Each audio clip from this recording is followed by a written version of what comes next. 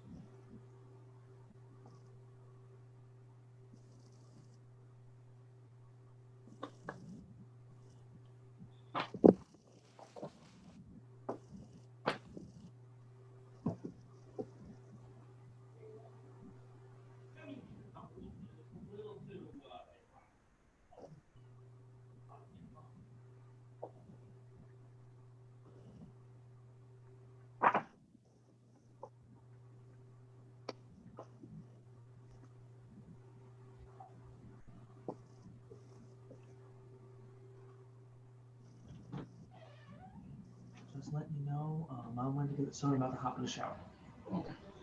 No, she's not here right now.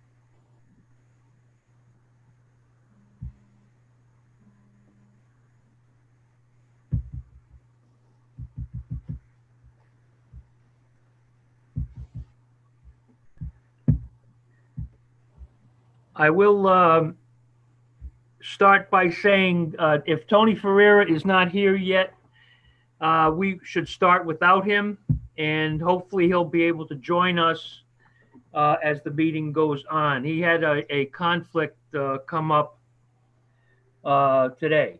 So I'd like to call the open session to order pursuant to Rhode Island General Laws 4246-5A1. Any persons being discussed or affected were given advance notice of the executive hearing in writing and advised that they may require in such discussion be held in an open meeting.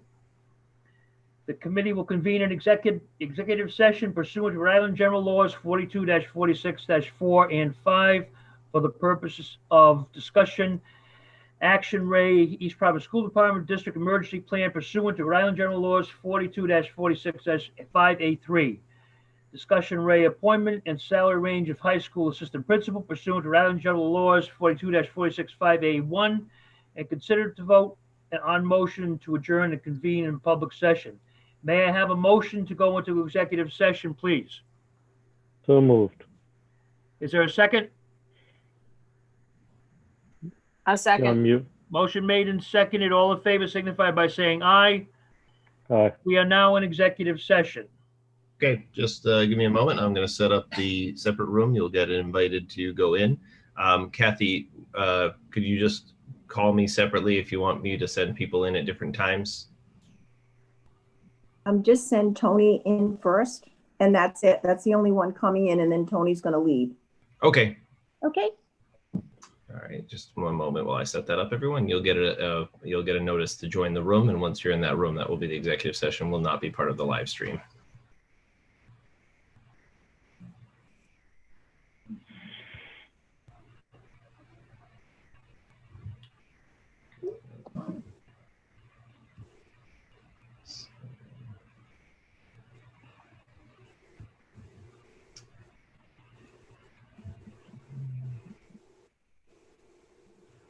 Okay.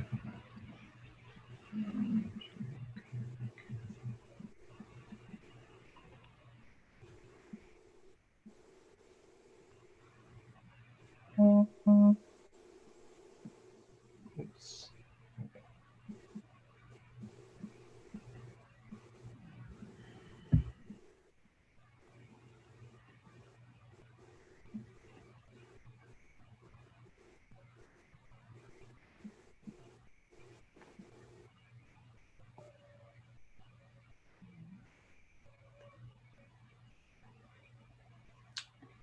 All right, for everyone else who is present, this is the public session. We'll just be muting everyone out in the interim. Thank you.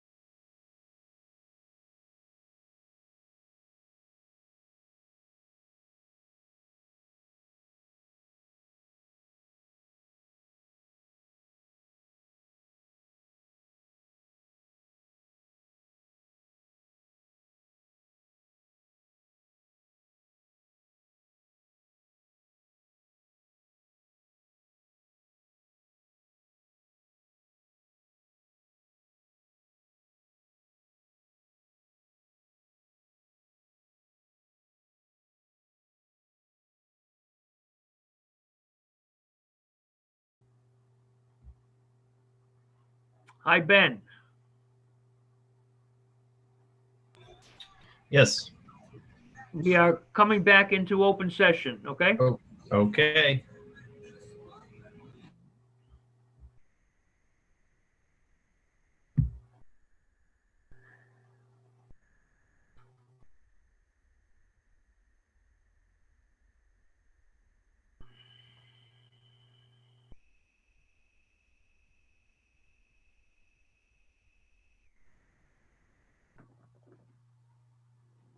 I'd like to now call the regular meeting to order, and please stand and join us for the Pledge of Allegiance and a moment of silence. I pledge allegiance to the flag, United States of America, to the republic for which it stands, one nation under God, indivisible, with liberty and justice for all.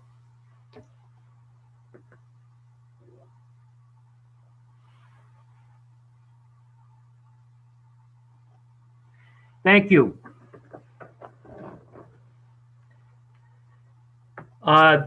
We had one vote of 4-0 taken in executive session. And at this point, I'll accept a motion by a committee member to seal executive session minutes pursuant to applicable provisions of Rhode Island General Laws 4246-4 and 5. So moved. Is there a second? I'll second. Made and seconded. All in favor signify by saying aye. Aye. Aye. Any opposed? Motion carries. Next item is the consent agenda. Communications, correspondence, homeschool requests, approval of minutes, October 13th, 2020 School Committee and October 12th, 2020 Building Committee. Any questions or discussion on the consent agenda?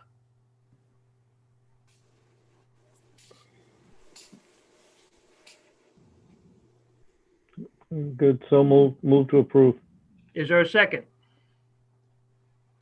Wait a minute, can I call your attention to, I was muted, the Grand Lodge communication that was in there. Mr. Montero had referred me to this, and they have given us $2,500 for hotspots for families that were in need of the hotspots. So there is a letter in there, and the only request to let them know how many families they affected during this process, and we will send them a note of gratitude for their donation. They want this to be a yearly donation, and they hope to increase the amount they give to us. So we want to publicly thank them, and I want to call your attention to this note from them. Okay? Thank you. You're welcome. Thank you. There's a motion on the floor by Mr. Montero. Is there a second to that? I'll second. Motion made and seconded. All in favor, please signify by saying aye. Aye. Any opposed? Motion carries. Are there any public comments, Ben or Sharon? Let me just confirm real quick. There were none a few seconds ago.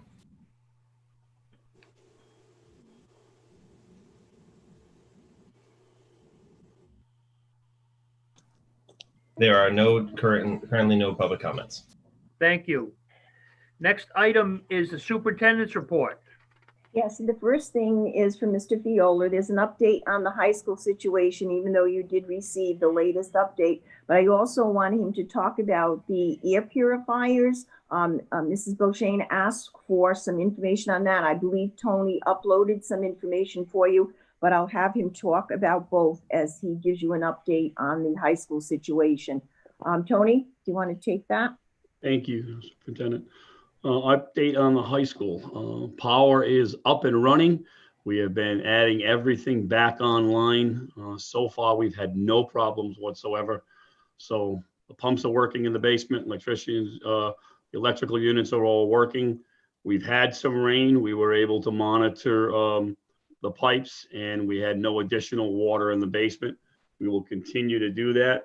The trust is working with us continually on the project just to keep an eye on it, as well as their engineers have been in just to look at the pipes and where they went and why we had the initial problem. Air scrubbers. earlier this morning, I was about to send you out a update that we had 171 air scrubbers of the large size in all our elementaries where there are students in classes, which meant in the elementaries, any room that was empty or being used by one or two teachers to do district learning, we didn't put air scrubbers in so that we could fill as many classrooms as we could. So all our elementaries are done that way. So is Riverside Middle School. And the good news this afternoon is we did get a date for our next shipment of 175. I was worried it was going to be delayed, but it sounds now that it should arrive the beginning of next week. We'll then take that order that will fill the high school. And now we will go back to the elementaries in Riverside and now place air scrubbers in every room that hasn't already been serviced. So we ordered enough to cover all of that. Martin Middle School has the iWave system in, and we've had no problems with it at all. Can I answer any questions on the air scrubbers?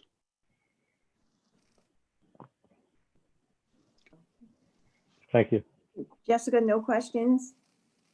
No, he sent it to me and I already looked it over. No, Okay, nope, good. good. Okay, great.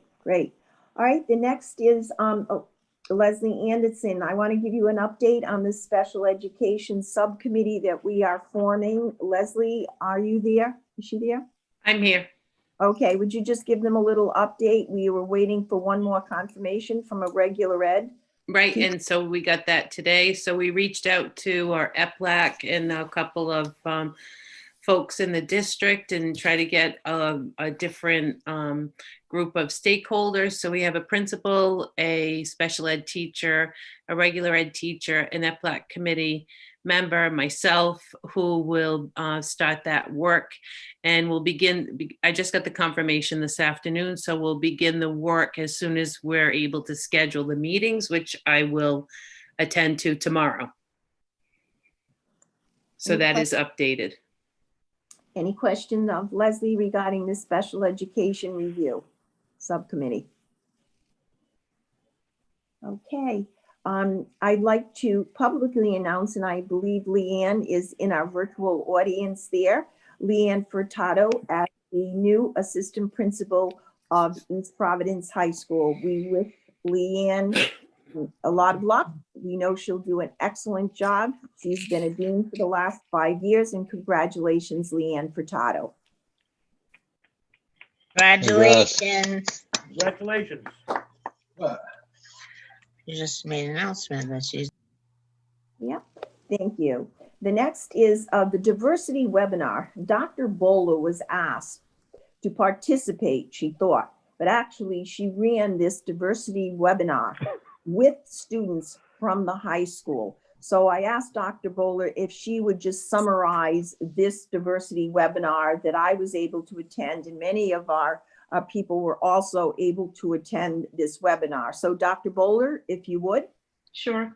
In support of the district's strategic plan and our goal of equity and diversity, I was asked, along with a gentleman from MACE, which is a equity center, to do a presentation around student voice. So if you're not familiar with REL, and this REL is REL-NE, the RELs are 10 educational labs around the country. And there is one that supports the Northeast and the islands. And the islands are Puerto Rico and the Virgin Islands. So the presentation was for REL-NE, but there were over 700 participants from all across the country. As the superintendent said, I did the presentation along with 2 of our students from the high school who are involved in Diversity Talks, which is one of the district's initiatives to support the work around diversity, inclusion, anti-racism. And the 2 students were Dakota Watson and Valeria Flores Gutierrez, both high school students. Dakota was in our first group of Diversity Talks students. and Valeria is in the second group. So I basically provided a background about the district, and then the students talked about their experiences with diversity talks, being PD or facilitators of PD for our teachers around topics that are often what we would call difficult conversations. And so that was our particular part of the webinar. And then our students joined a panel of students from Philadelphia who were part of a Black Lives Matter group and fielded questions about their experiences around anti-racism in schools. And I have to say that the students, all of the students were absolutely amazing. And our students represented the district and diversity talks extremely well. I'm so proud of them and the work that they have done. So that was that. And the webinar was held on October 27th.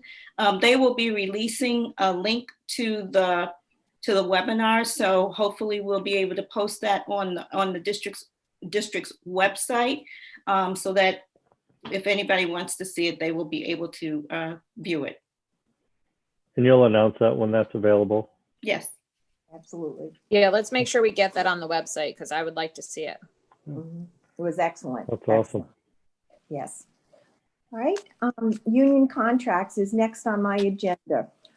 We met with the administrative assistants and the paraprofessionals with Mr. Chonis and Mrs. Oliveira, and they explained to them that we would be just contract continuation moving into next year because of budget uncertainty. Mr. Montero and Ms. Brochane also met with the teachers union and did the same thing. All of the unions were very gracious. I have been trying to set up an appointment for Mr. Ferreira with the maintenance and custodians and Ben. And Ben and I have been unsuccessful with Silvio in getting a date. I even talked to Mark Poria myself. He was going to try to arrange it for last Thursday, but that didn't happen. So I will continue to reach out to Mark Poria, and maybe we just meet with Mark and Joe Oliveira and Mr. Ferreira to just explain the same thing if we can't get Silvio to join in as you had wanted. So I didn't want you to think that I had forgotten about that particular contract.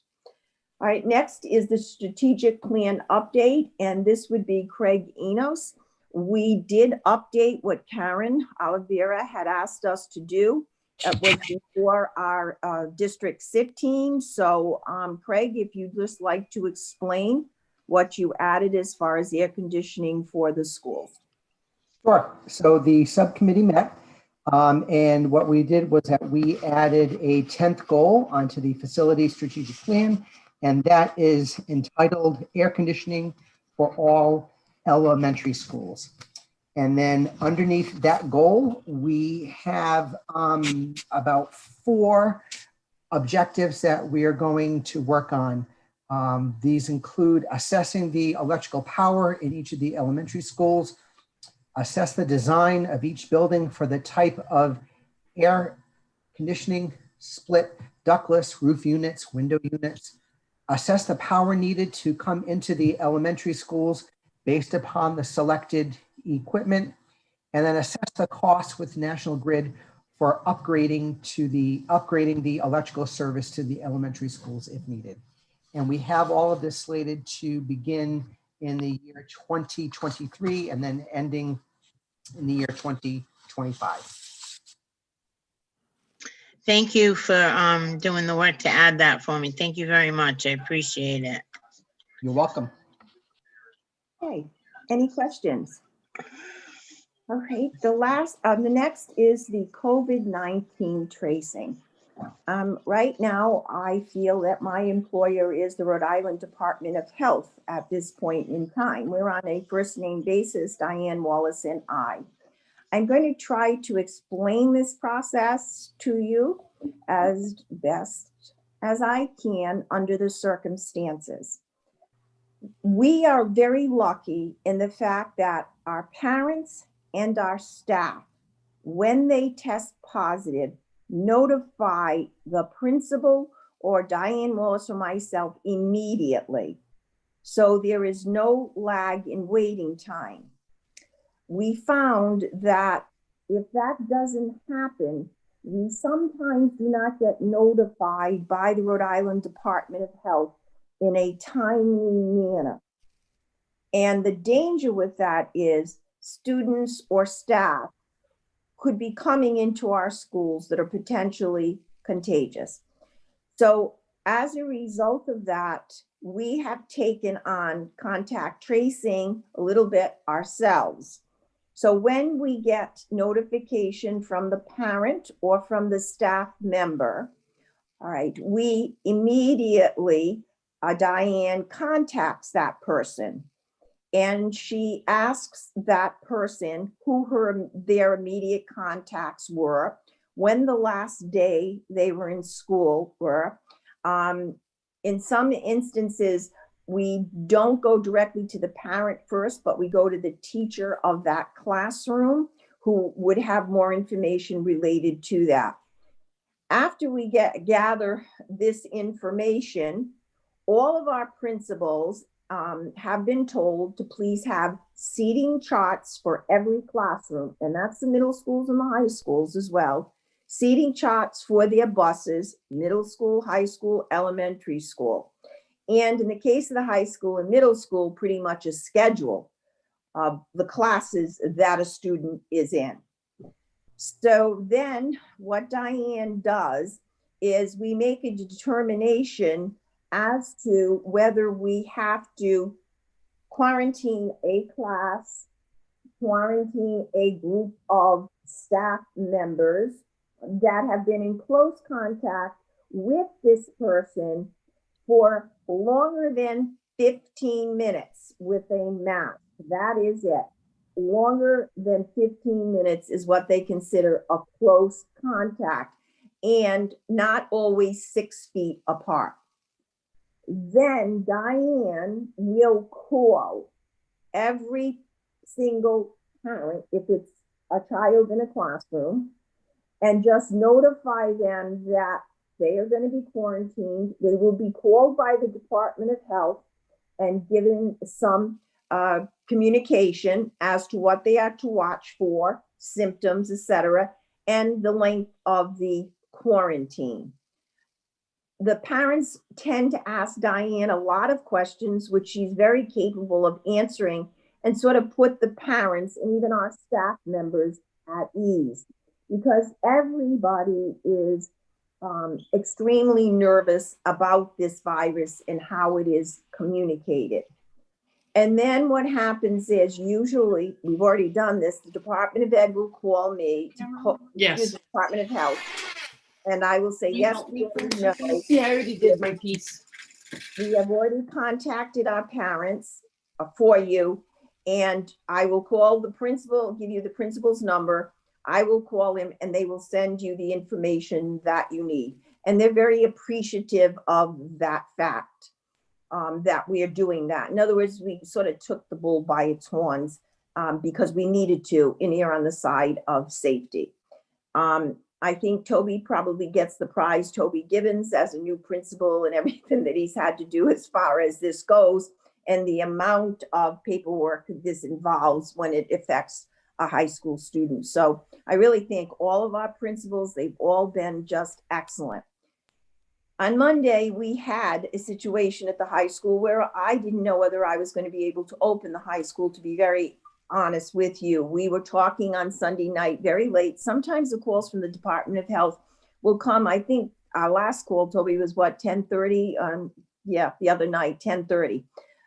So we often have to make these decisions so that we can inform people at a decent hour. Please don't send your child in, you know, we have a situation. So I almost wasn't able to, because what happened was the number of people calling in sick was 19, I believe. Right, Toby? Was it 19? I think it was.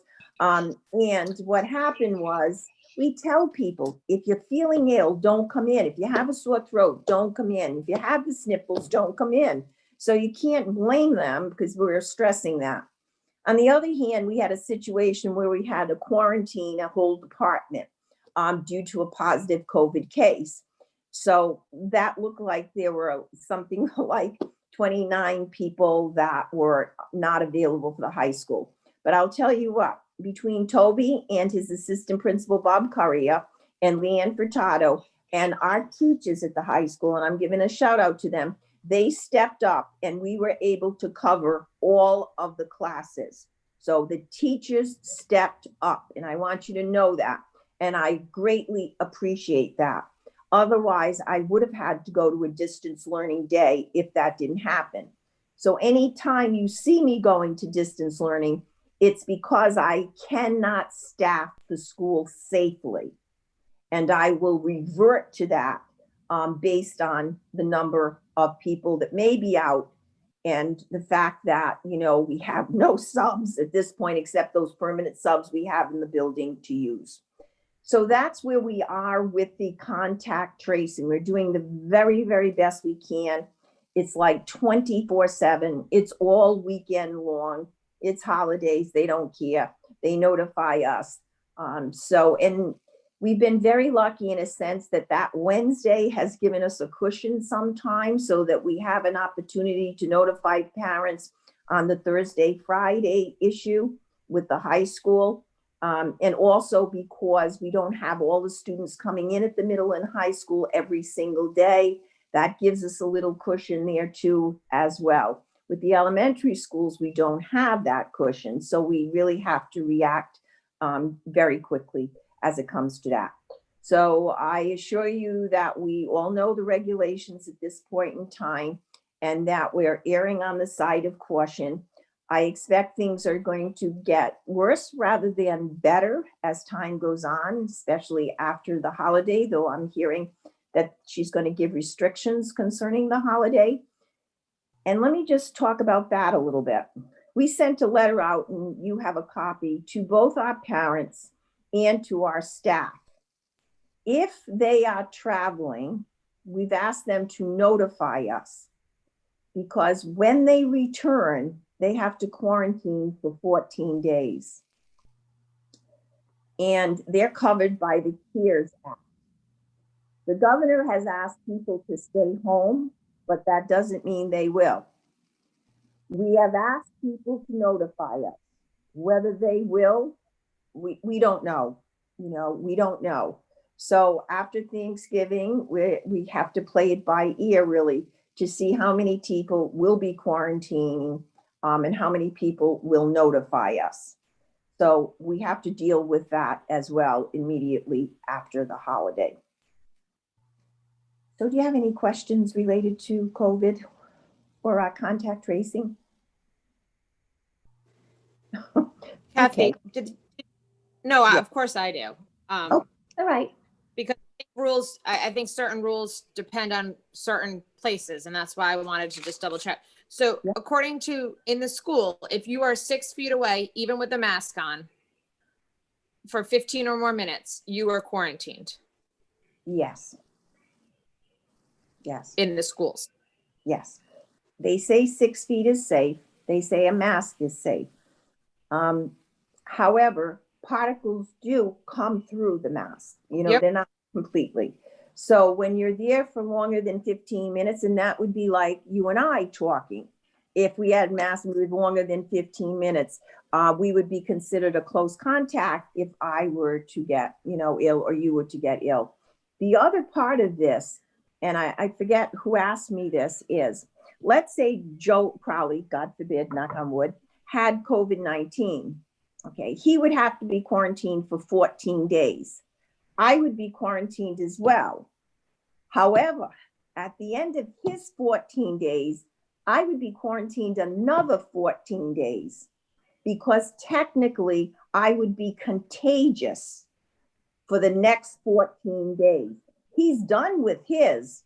However, now, because I live with him, I have close contact with him, my period would be the next 14 days. So he just better not get sick, because that would not be a happy household here in the Crowley household, I want you to know. So anyway, so there's that happens. We did have that situation at one of our schools as well.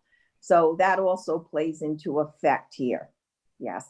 I don't know if you've seen the numbers, but it's over 700, I think, for yesterday, the highest that the state has been. We're not going in a good direction at this point in time. So I don't know what really is going to happen in the next few weeks. Have we had any, I know that the last school committee meeting, the answer was no, but so have we had any person to person, and let me say student to student passing of this within our schools that are not related to one another?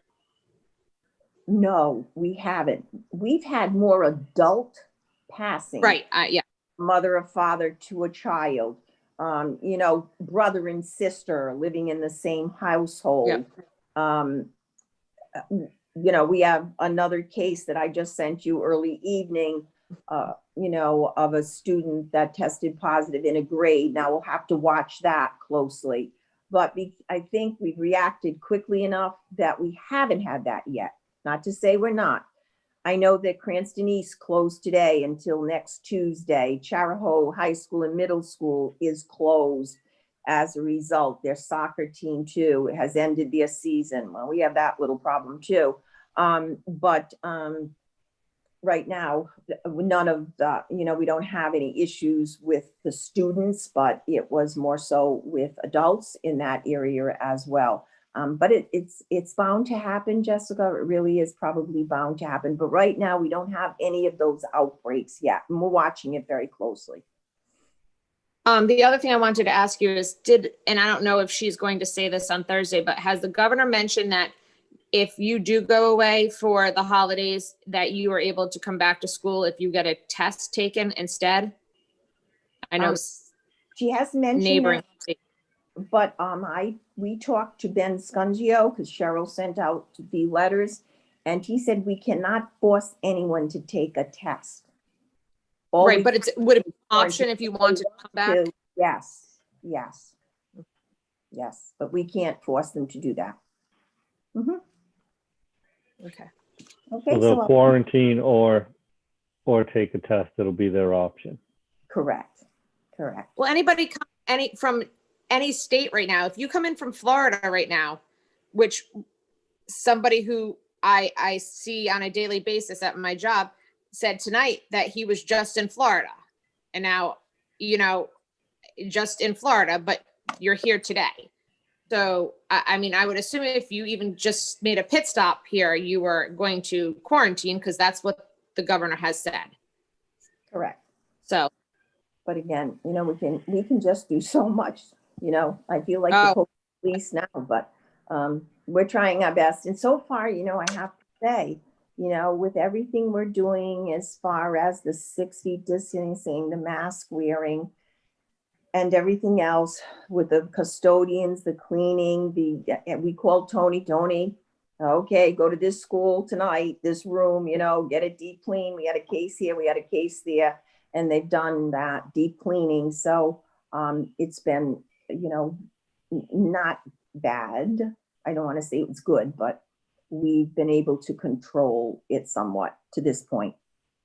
I think that's the word, Kathy, that I was going to use, is control. I think, you know, you guys have all done a great job, you know, central admin, but, you know, your building administrators and teachers to control that environment better than most other environments, which is why, you know, and Jess, that was a great question. I was, you know, it's my understanding that we hadn't, knock on wood, had any, you know, student to student confirmed in the building. But I'm not so surprised, because of the controls that are there that don't exist when they leave the building. You know, so I think, you know, at a minimum, I anticipate we'll at least be reacting to the external cases that are coming in the door. And it's just a matter of how many. But again, yeah, thanks to everyone, you know, couldn't ask for more. And and the flexibility, right? Because as we kind of run Right. into things, we say, okay, hey, believe it or not, in a 170-page document, there's one thing that, we didn't think of that situation, but now let's adjust to it. Right. And that's the communication piece. So I appreciate all of that. Mhm. And Catherine, Superintendent, if I may, Charlie. no, just this is a question that's come up, but it seems like we're doing well without it. The taking of temperatures. We still don't take temperatures. We have not taken temperatures of anyone, and we're still doing well. Yes, we're maintaining, Charlie. If the child exhibits any symptoms, they're sent to the nurse immediately. The nurse calls home and has the child picked up. At that point, when sent to the clinic, the nurse would do a temperature check. So the teachers are very astute at looking for any symptoms that, especially the young children, have. Yes, we are still doing okay. The attestation forms are getting better. Parents are filling them out because teachers and administration are calling if they don't. But whether they answer them truthfully. Say that louder in case my daughter is watching. Those forms have to be sent, correct? They do. They do. I have to be reminded every once in a while, I'll tell you, if I get out of schedule in the morning. So, because I have to fill it out every day like everyone else. So. Charlie, I do Charlie, think that's, I'm sorry, go ahead, Jess. Charlie, I do want to just repeat what he said. I feel like it's my responsibility as someone who is sending their child to school every day to take her temperature before I go. I have to take mine to come to work every day, both jobs, this job and the restaurant job. I have to take it in like there and document it on a piece of paper. I also take my daughters every day because I feel it's like my responsibility not to send her to school sick.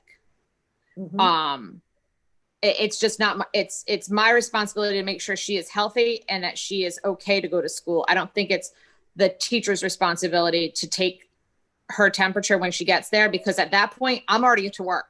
So, or if she was on a bus, that it wouldn't work. So I just feel like as a parent, it's my responsibility to make sure she's at least healthy when I send her. Not to say that something could happen midday, but I do feel that is my responsibility. Mm-hmm. Joel, were you going to say something? No, I was just going to say to you, Charlie, that was something that I think I'd be interested in speaking more with you and superintendent on that. I agree with Jessica, but at the same time, I think that if there's an opportunity to provide another layer without putting more on our already strapped staffing, I think at a minimum a discussion about it, because we've kind of glanced at it right here and there, but just to kind of if we're not going to change anything, if it's not a viable option, I myself would definitely feel better having a detailed response to those questions that are being asked. Okay. And I believe that if the forms aren't filled out, at least I know I've seen it, the temperatures are taken by the nurse there. Yes, they So are.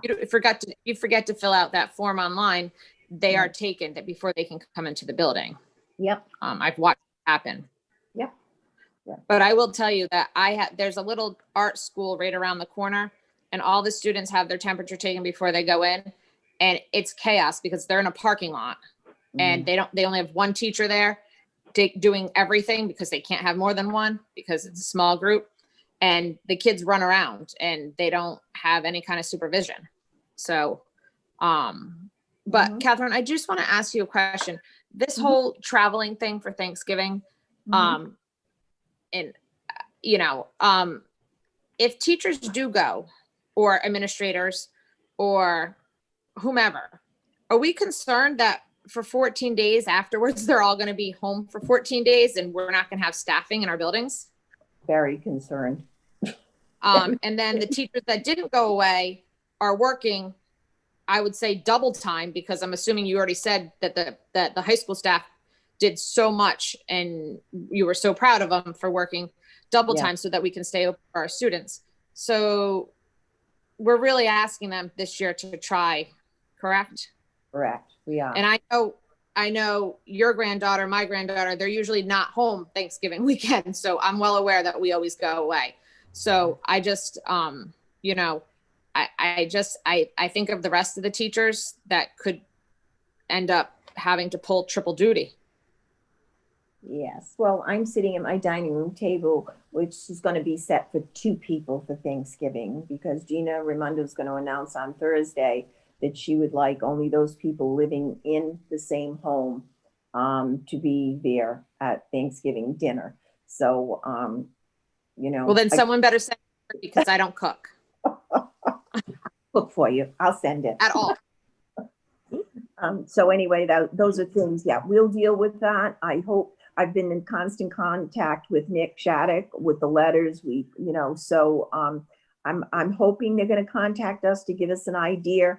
Cheryl will send out a reminder again, and we'll see what happens, but we'll be ready.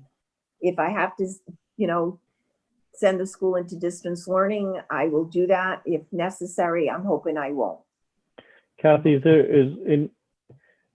in this situation, right, with the pandemic, and normally you have your privacy and that type of stuff, but are we in a position due to the pandemic to require that notification in advance so that you guys can plan for the return? No, we're not really. We did send out the letter, but I mean, we can't make them tell us. Now, will someone else tell us that they went? That's a possibility.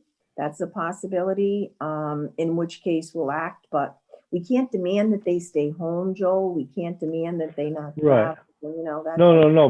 But as far as notification, I mean, is there any accountability, in other words, if you put out a request for that so that you can plan to safely educate students, and let's say a teacher willingly decides not to share that information with you because they don't want to have to quarantine or what have you, and then they come back and there's a situation, is there any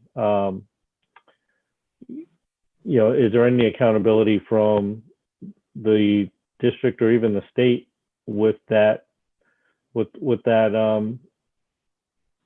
refusal to share that safety information? I don't believe there's any from the state, and I don't think we have any, but again, I'll check with Ben Scungio for you and I'll email you an answer. I think it's no. I'm also, I'm worried about our professionals. I'm worried about the administrative assistants. It's not only, the teachers. Oh yeah, no, all employees that are, yeah. Oh, exactly. no, because they back and spread, then we have a spread of it, which is what worries me more than not even being able to staff the school, that they'll come back, not notify us, and then we could have consequences from that trip. But you may have people that are not leaving the state, but they're going to Aunt Mary's in Situate with 24 people, and then they're not required to quarantine. So being a small state, I think we're risking people just going to other people's houses more even so than leaving the state. Oh, I'm going to tell you that. All right, election night, and some of you may have seen it on television, there were various officials that had these gatherings after the election night. I know what you're talking about. I saw it too. Yeah, okay. And as a result, 8 positive cases, and a school has to be closed down. So those gatherings are causing a problem. Yeah, not in East Providence, not in East Providence. No, it wasn't East Providence. No. Karen, I gotta say, I don't think I've ever heard anybody reference Aunt Mary's in Situate. So that was well, no, but I'll bet there are people that are going to go to large gatherings and not. They think because they're not leaving the state that I don't know why people. I don't know. We could have a big problem after the holiday, but we'll see. Hopefully not. We're going to try to plan as best we can for it, but there probably will be. So I'm going to get on to athletics and I made a question. So Yeah, I think you just made a good point, and I think we should make sure people understand if we do have to go distance learning afterwards because we have lack of staff. That means there might be some parents that can no longer go to work either. That's right. Because Yeah. children are home if it's an elementary school. So, you know, just a heads up all around at this point is, you know, this could hit us from all ends of the spectrum. Just try to, you know, if you're going to go somewhere, wear the mask, you know, try to keep your distance, open the windows, do everything Gina told you to do, buy an air scrubber. I don't know, but literally, I agree. You know, you said if we have to do this, you know, they all get upset if we close one day at one school. So, Yeah. for cleaning, I would prefer that this way people know ahead of time that we're already looking at this. This could happen. Yeah, we will. We will. So next is an update on athletics, and I see Toby's here, and we just had this conversation in the gym today. So Toby, would you like to tell him what winter sports are going to be running and what aren't? Are you muted, Toby? Oh, yep, yeah. I just unmuted. I just sent out an email to the community today. The Round Scholastic League has stated that they are going to be running both boys and girls basketball, ice hockey, swimming, diving, and also we asked families that if they were interested in gymnastics to let Greg Amori know as well. I believe those are the ones that are running. How about wrestling right now is not. No volleyball? Volleyball's been moved to the spring. Oh, okay. Nope, that's been moved to the spring. But they Yep. did wrestling, no wrestling, right? No, the wrestling was the one they said that we couldn't do Do. at Okay. this moment. I mean, what the Rhode Island Scholastic League is, they're shuffling around 4 different seasons as opposed to the 3. So they might bring that back in the spring. We're not really sure. Oh, I'm sorry, indoor track as well. Sorry about that. So Are indoor they track is allowing spectators? at this moment, what the guidance that we're hearing is no. But I know what Greg and I spoke about today is, especially in the high school, or I should not especially, I'm saying for the high school I can speak to, in our gymnasium, we have Huddle, and we're going to be live streaming every single game Oh, to cool. everybody. Our coaches already are videoing practices for their own Oh, great. edification. So in terms of recruitment for colleges, we have practice footage. We'll be able to show games for students that want to play after high school, as well as for all the families in the community. So we're already thinking great. ahead and how we can get that out to everybody to watch.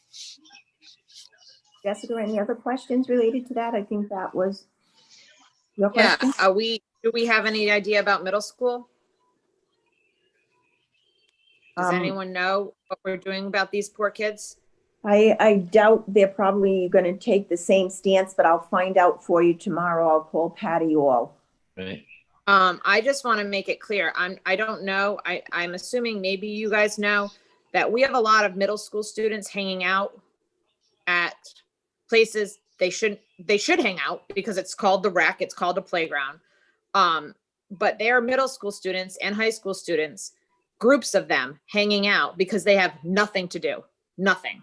There's nothing after school. We can't do, this is when middle school sports were canceled back in East Providence. And we were like, you can't do this because all chaos is going to break loose. Well, all chaos is breaking loose. There was about 40 kids at Waddington the other day from Riverside Middle School that decided that was going to be their playground to hang out because they had nothing to do after school. They caused, I believe, some damage. I don't know, but they littered. They were swearing. It was very unruly. These kids don't have anything. They really don't. They just go from one street to the next street to the next street to literally try to find something to do. I am very concerned that we're going to see numbers going up because they don't have anything to do. And come winter, they're all going to go to somebody's house. And that's indoors.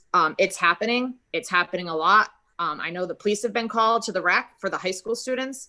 I know that they've been called for the middle school students. And we don't have bad kids. They're just kids who have nothing to do. They really have nothing to do.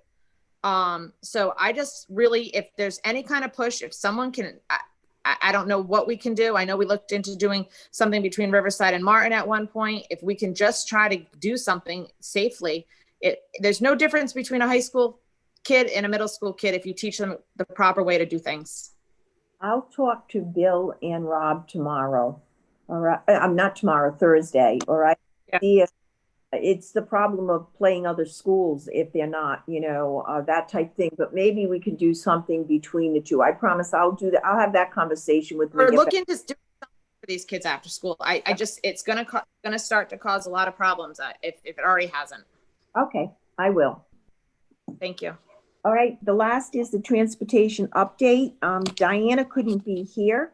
We did have a change in the transportation regulations. Now we can open up every other window on the bus, and we only have to open it 2 inches. They don't have to be opened completely. Our buses still are running smoothly.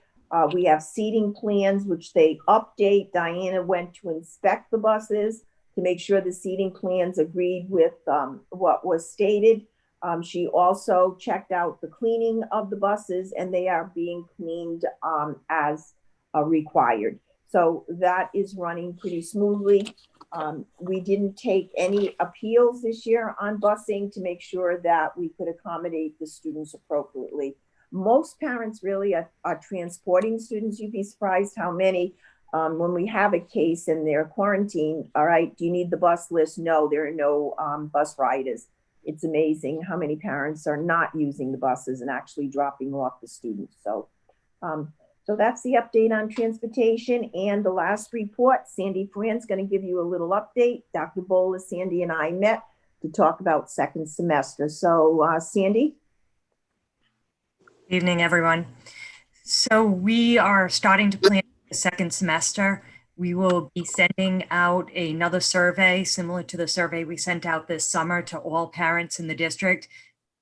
And we'll be asking them to commit to distance learning for second semester, or if they want to send their child back for in-person second semester, we'll be asking them on the survey to submit that. So at that point, once we see what the numbers look like, we do anticipate elementary students, a large influx of elementary students that want to come back into the classroom, probably not so much at the level. We've been able to accommodate most of those throughout the first semester. So once we see the numbers, then we'll have to start planning again to see how we can accommodate additional students in our elementary schools. So we just have a plan right now for the time frame of the survey, which will go out on November 30th. We'll ask for it to be returned by December 11th so that we can start planning before Christmas to see what our numbers look like. It'll give us about a month to make the accommodations necessary. Any questions related to that? Okay, that's Sandy. Go ahead. No. Yeah, no, I got a lot today. Sandy, can they make a choice to go to distance learning if in person just wasn't working for them? They can. Yes. Yep, at this point, and we've pretty much accommodated most of those requests if they've come in most cases. So we've, in the places where we have distance learning classes that are full distance learning, for some grade levels, it's been difficult to accommodate people that wanted to go to distance learning because those classes are already full. But we have been able to accommodate a lot of requests if parents wanted to switch out of in-person and to distance. We haven't been able to do the same moving students into classrooms because we just haven't had the room. Excuse me, Sandy, do you have any schools that have, I don't even know how to word this, a cap? Following the 6 feet and all of those regulations, are there schools that could not bring back a certain number just because they're not big enough? Yes, so a lot of our classrooms are already full with where we are. So it may mean having to change like the structure. In some cases, we might have one fifth grade as a distance learning class, one fifth grade as an in-person class. We have a large influx of students that want to come back in that fifth grade. It might mean some type of hybrid model or having to bring 2 classrooms and split them. So we don't know what we're going to see until survey back. And that's why we're asking parents to complete it early so we can start our planning. Because as you know, but you wouldn't be able to accommodate, or if all of the students, say, of Waddington wanted to come back, or the majority? The school couldn't hold No, safely. probably not. So at that point, we may have to look at some type of in-person, so many days a week and Yeah. everyone. So more like the high school and middle school schedule where students come in part-time. Right. See the numbers. We won't know. We really Right. We're basically starting from scratch again for the second semester. So you would kind of do like, for that elementary, if you were that full, right? Almost like an A, B, this class, 5th grade A comes in on Monday, Wednesday, and then the B group would come in. So every student would have a combination of the in-person and But I think that would become a nightmare because I think a lot of elementary parents work. And that's why they need those kids in school 5 days because they can't, that this could become messy. That's a last resort, we hope. But like I said, until we see numbers for each classroom, we're not sure what we're dealing with. Right. Well, thank you again in advance. We'll be bringing the team back together. The whole team will be at work again. The reunion. Okay, that's the end of my report. Thank you. The next item is Director of Resources Report, Cheryl Mamone.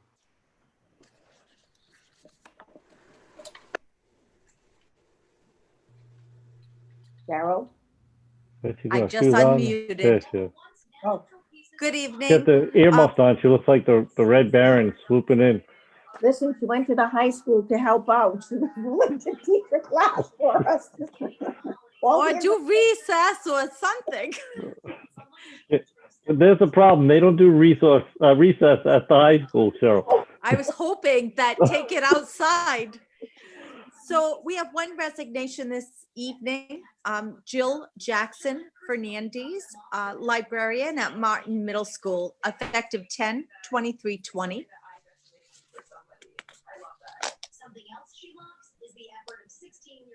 Move to approve. Is there a second? I'll second that. Motion made and seconded. All in favor, please signify by saying aye. Aye. Aye. Opposed? Thank you.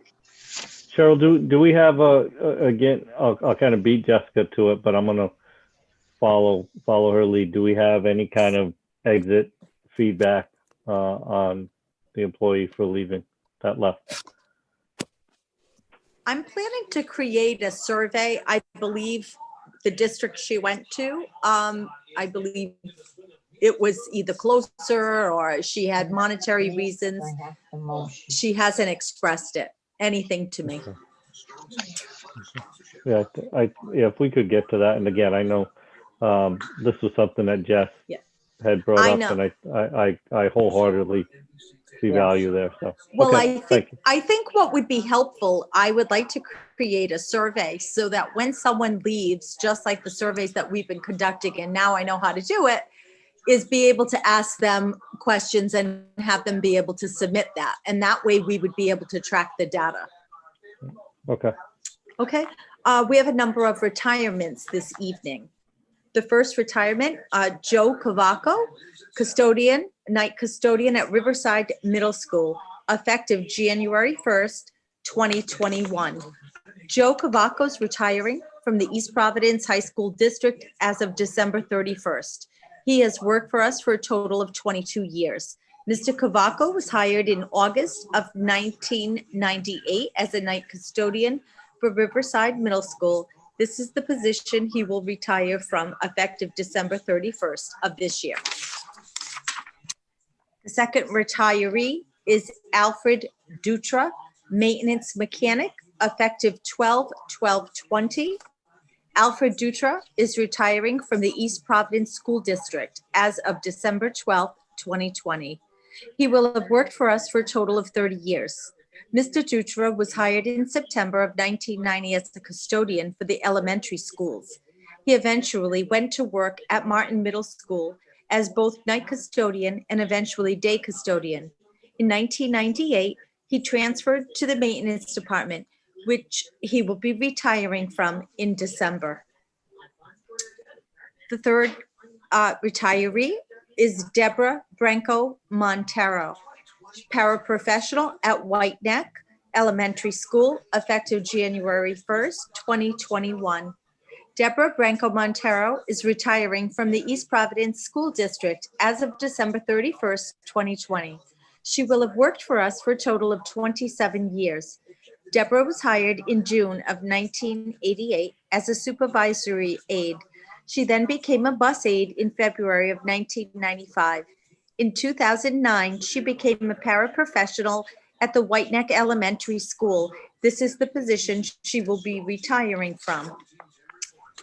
The next retiree is Stacy Peasy. She is a paraprofessional at East Providence High School, effective January 1st, 2021.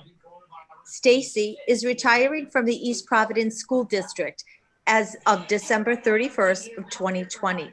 She has worked for us for a total of 6.5 years. Stacy was hired in August of 2014 as a paraprofessional at the Hennessy Elementary School. Stacy transferred to the East Providence High School in September of 2015, which is where she will retire from December of this year. And the last retiree is Denise Dragon. She is a paraprofessional at Hennessy Elementary School, and this would be effective on November 2nd, 2020. Denise Dragon retired from the East Providence School District as of October 31st, 2020. Denise has worked for the school department for a total of 23 years. Denise was hired in October of 1997 as a supervisory aide for the Kent Heights School. In 2006, she became a paraprofessional for the Hennessy Elementary School.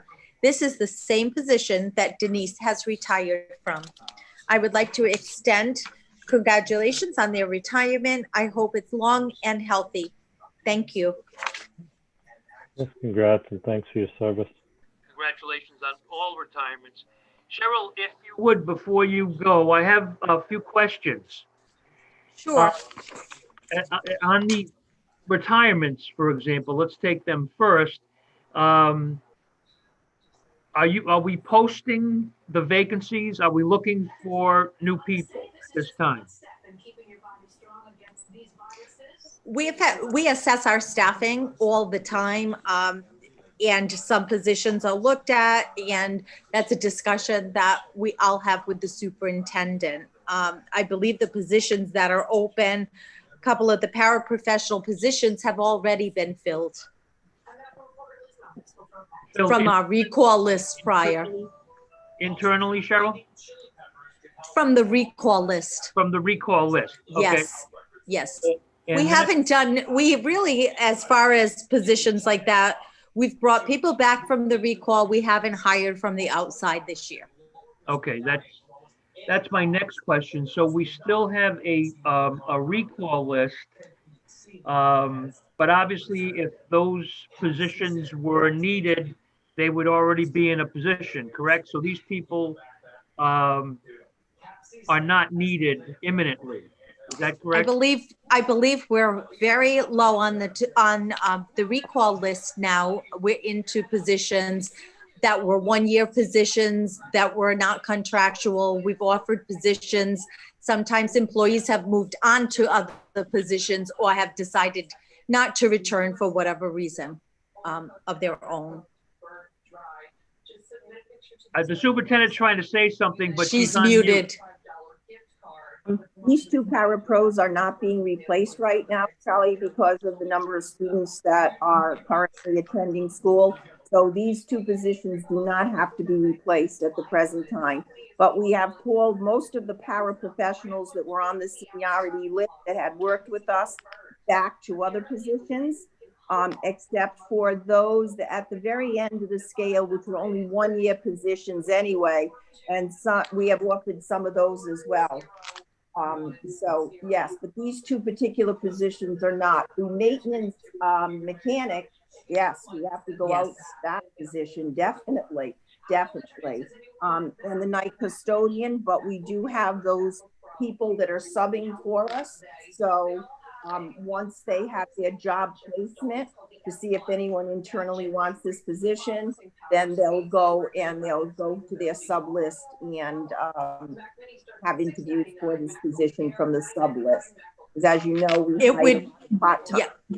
it would not only be from the sub list, it would also be, we would go out on School Spring because as a substitute, they would have to apply via School Spring. Now Denise Dragon was replaced in Hennessy. Yes. Yes, she was replaced. And so was Deborah. Wasn't Deborah at? No. Yes. No, she wasn't because she was at White Neck. Right. So are we currently advertising on School Spring for any positions? Oh, yeah. Yeah. Yes. And we will advertise for these positions, but we had to wait for this evening. Charlie, go ahead, Charlie, Jeff. I went on School Spring I have before. one more question, and then I'll let you guys go. But we seem to be living more and more by numbers every day. The numbers are critical and they change constantly. And Cheryl, I'm directing this question to you because you are sending out numbers, okay? You are sending out numbers which are confidential, and I don't have any problem with I'm not gonna reveal any numbers that you're sending out, but you are sending out numbers directed by the superintendent. It's pretty much every day of the week, a daily report of numbers per school, correct? Yes. Okay. Without revealing any numbers or any particular school, I sometimes have difficulty computing the numbers based on other reports that we get. For example, the numbers that you send us do not include distance learning illnesses, do they? I report on the employees, not the students, to the superintendent. Quarantine numbers is what you report out on. That's what you asked for, Charlie. The number, I think it was Jessica that asked for it. Staffing in the buildings, quarantine numbers. Okay, so and that's what I just want to clarify without revealing numbers. No. The numbers that we get from Cheryl are permanent employees of the district. Yes. Or substitutes working in our district. Or substitutes that have been quarantined. Yes. Yes. Okay, because I look for those numbers every day because we have a lot going on, as you well know, with illnesses in the district, and I try to correlate the numbers that we get from you, Cheryl, to the other numbers that are out there. So I think you've clarified a few things for me, but I will probably need to know more because the numbers change constantly. But that's strictly quarantine numbers. Right. Yes, it is. Some will go off, Charlie, when you get them. Some will go on each day because every day we seem to have something new. They're constantly changing. They're constantly changing because of that. Sometimes the quarantine ends and that person's back. So she and Sandy work together because there's a sheet that principals have to fill out for us, and that's where those numbers come from. Okay. I usually try to check it again about 3 o'clock in the afternoon. Then I do the final report that I have to Kathy. So I have to cut it off at some point. Yeah, okay, I understand. Now, Joel, Jessica, did you have something else for Cheryl? No, I just wanted to tell you, Charlie, I had asked for that a while ago, and that's why we're getting it. They are, so they explain it. Yeah, I know why we're getting it, but I want some clarification on the numbers. That's what I'm looking for. And sometimes X plus Y doesn't always equal Z. That's in my mind. So I need a little bit more clarification. Thank you. Question that I had was with regards to availability. specifically on the maintenance mechanic, do we have someone in-house lined up so that if there is any kind of delay in hiring, how are we going to look come January 1? Is Tony still on here? I don't think there's anyone in line, Joel, no. Tony, are you still here? I'm Oh, still right here. there. Yes, that would go out to bid within the union. Remember, maintenance mechanic doesn't mean mechanic doing automotive work. So maintenance mechanic could be Right. person in charge of the grass crew or a carpenter. So one of those positions is a lead in the grass crew or that group of people. Okay. Mm-hmm. Yeah, and thanks for that clarification, because it's, I wasn't sure if it was a skilled, like a certification type position or more of a seniority. Yeah, well, in one sense, it is very skilled. Al does a phenomenal job. Yeah, no, but as far as the requirements of Yes. the, It's not like we had somebody who's going to be taking our trucks apart like during the winter. Right. Okay. Cheryl, I do have a Yes. question. So I always go on School Spring before we have a meeting to see, and I noticed that the IT position is on there. Yes, it is. So are we advertising anywhere else other than School Spring? Because that's not necessarily a teaching job. Well, we had an influx of applicants, and there will Okay, never be, mind. yeah. We haven't had a problem with that. And actually interviews are going to be taking place tomorrow. No, Thursday, right? Thursday. Oh, I'm sorry, Thursday. I I know. forgot. We're off tomorrow. Yeah, we're off. Okay. Anything else, Cheryl? No, that's all. And if we could just vote on the retirements, and that's May I have it. a motion, please? Move to approve. Is there a second? I'll second that. Made and seconded. All in favor signify by saying aye. Aye. Hi. Motion Thank carried. you. Thank And you. have a happy Thanksgiving. You You as too, well. Cheryl. Thank you. The next item is the Director of Finance report, Mr. Craig Enos.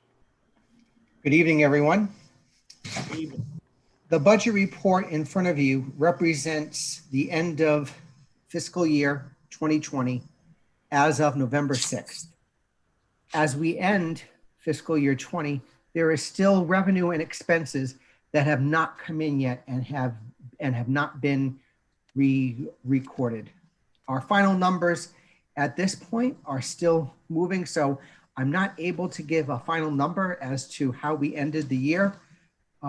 We will end with a surplus, but probably around January, I will be able to give you a better sense of what that number is.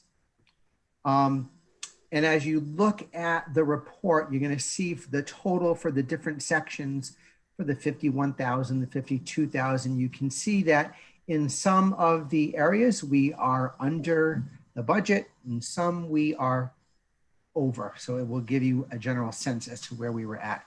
There are just a couple of line items that I just wanted to point out to you for your reference. In the 52,000 series, account 52202 OPEB, in the fiscal year 20, we were able to make a deposit for this year. While we didn't have it in our budget, and we haven't made a contribution to the OPEB account for the past few years. So I was very pleased that we were able to put some funds towards the other post-health employment benefits for healthcare. It's very important that we look ahead and that we plan ahead for that. Our OPEB account is about 40% funded, and that's really good. We still need to work towards getting that fully funded.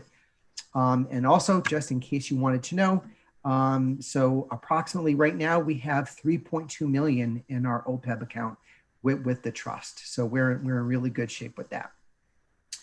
A little ways down in account 52501 unemployment, as you can see, we have expended much more than what we budgeted.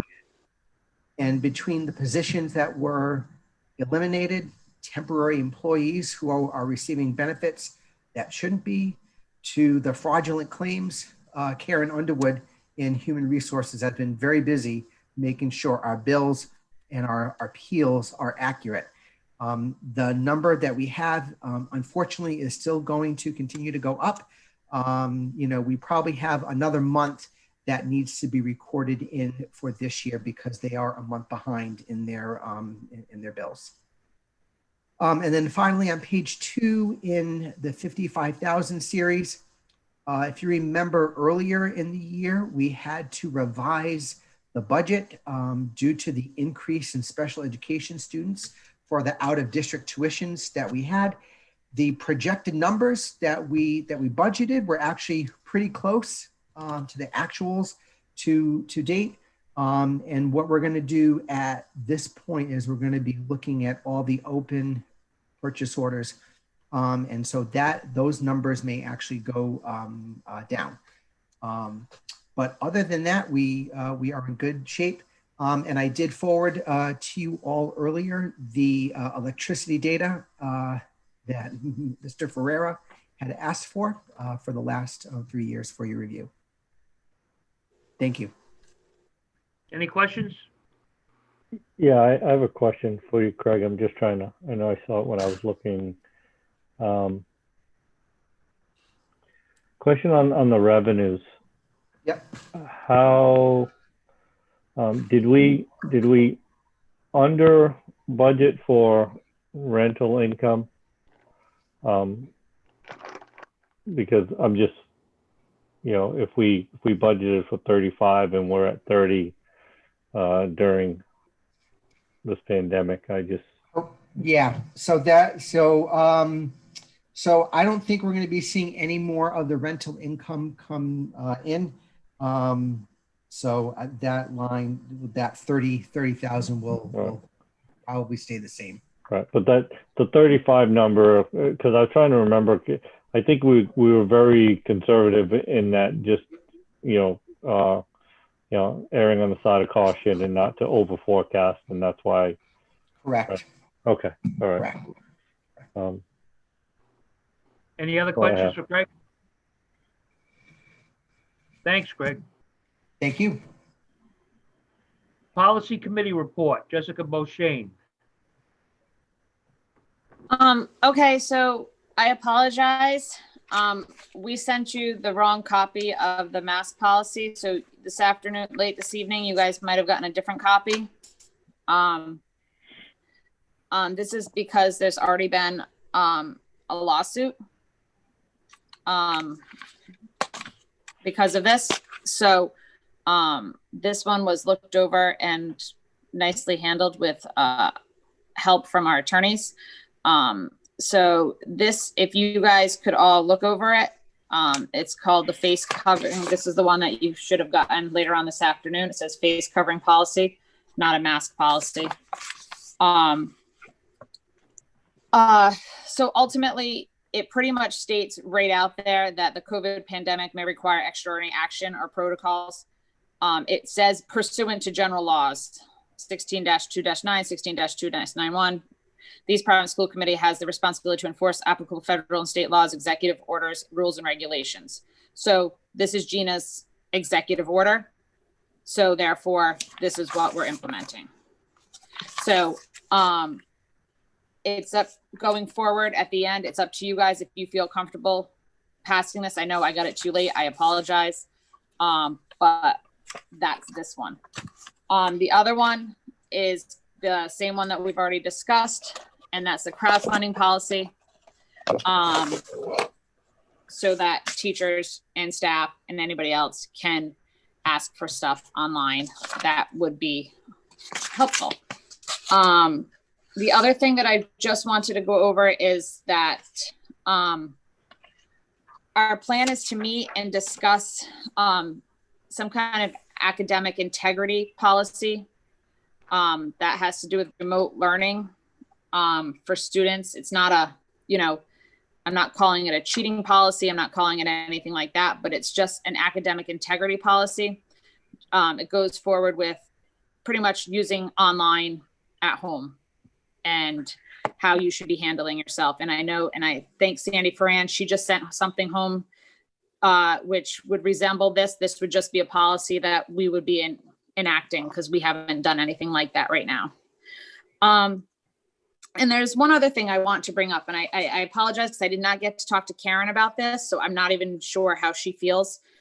But moving forward with the policy committee, I feel as though when I make policies that really don't have much knowledge, if I don't have much knowledge of it, or if Cheryl doesn't have much knowledge of it, and I really saw this in the crowdfunding policy that Ben and Sandy helped with, it is really important to get people that know what we're talking about.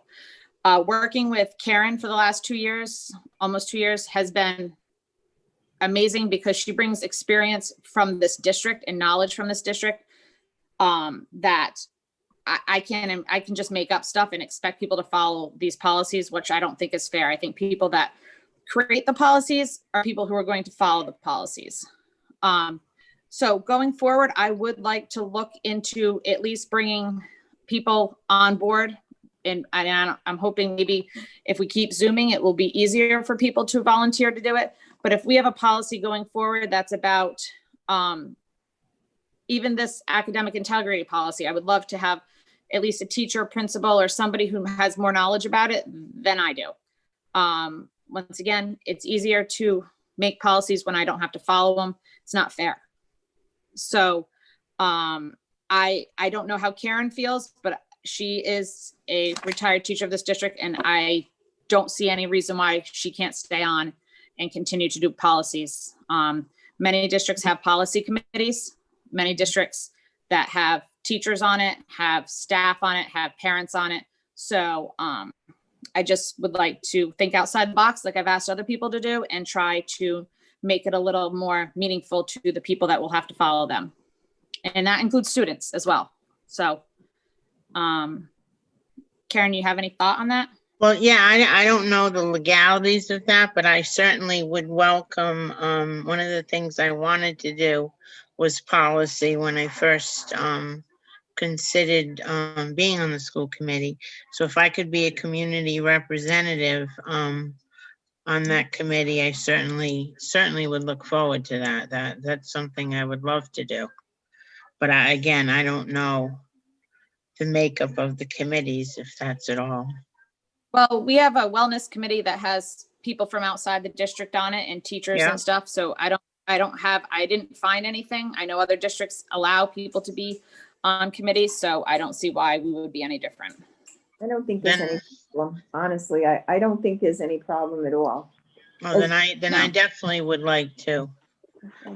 And can I suggest too, I think with the new high school opening, and Craig and I have talked a little bit about this, that we have to review our policy on rentals and the requirements of that, and that's going to take a while. We do have some that we looked at. Where was it? From Plymouth South that we will send to you and your committee. But I think if you would please start to work on that, it would be greatly appreciated. So yeah, that obviously I would like help on, from Greg, probably Diana Clark, and all those people that, Yes, Diana, Tony, all those work yeah. on it. Yes. Yeah. Okay. So definitely. Okay. Thank you. Put that on your agenda. Thank you. And can I just, the face covering policy, we attempted to write one, and then again, as Jessica said, there was a lawsuit, not against us. It was in the state though. So in response to that judgment or that ruling, Ben Scungio wrote us up that and recommended the policy that you have today. So we referred just to that. We didn't change anything in it, just to stay safe legally. That's the wording of the ruling of the lawsuit. And to be honest, it is kind of exactly what we had. It's just Right. a lot more, it's a lot lawyerish, meaning there's a lot more wording. Right. But to cover ourselves, to be safe, I strongly recommend that we go with that policy as he submitted to us. It does even state that, like we had said, I think we just had a one sentence that said non-compliance will be, this policy will directly address by the appropriate. It even says that in this one. So it really does cover all aspects of it. It even explains what type of face masks are acceptable or not. And it says that, you know, it's also that it's not even about just students. It says non-compliant students may be required to attend school in a distance learning. This is different ways that if they don't wear one, and it has to do with staff as well. And also third parties, meaning anyone who would come to a game at the high school or at anywhere. If they don't have one, bye-bye. So ultimately it literally states it's very, and it states if you don't wear one and you don't have a reason, you need to show your reason. And it's not just you saying a doctor's order, and that's staff, that's students, and that's parents dropping off their kids. It's everybody. So it's you know, it's not, people can't pick and choose. I can't go to work at a restaurant without a mask on. I'm not allowed to. So you can't pick and choose. You just, I can't stay home also, or you're not going to be fed if you come. So this is definitely something where you need to, you know, so this policy, I'm asking if you guys have gotten a chance to read it, to at least pass it tonight so that we can get this policy in motion so that no teachers or any kind of staff or any principals have any more rundowns with people. Yeah, I agree. Okay, thank you. Okay, the next item on the agenda is the building committee report. Joel Montero. All right, I will attempt to share my screen. Hold on one second.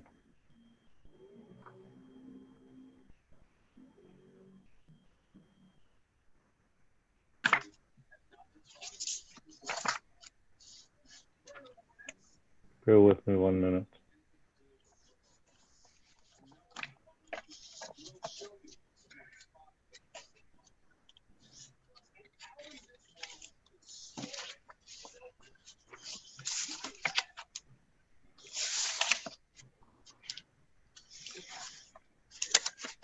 All right, can you see that or no? Yes. Yep. You're seeing the building committee update, correct? Yes. All right, I'll just kind of scroll through as I typically do. Again, we had our meeting last night. First thing we covered was on the loop, which is the main entrance. I'm sorry, not the main entrance, the secondary entrance that will line up with the shopping plaza. That is all approved by DOT, and they're in contact with the city still and the owner of the Shoppers Town Association. So we're good there. We've had building officials, the fire department's been in.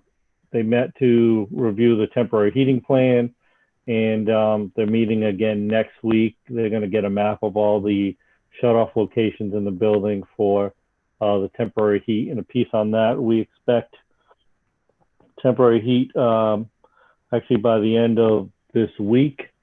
The equipment and so forth is coming out of the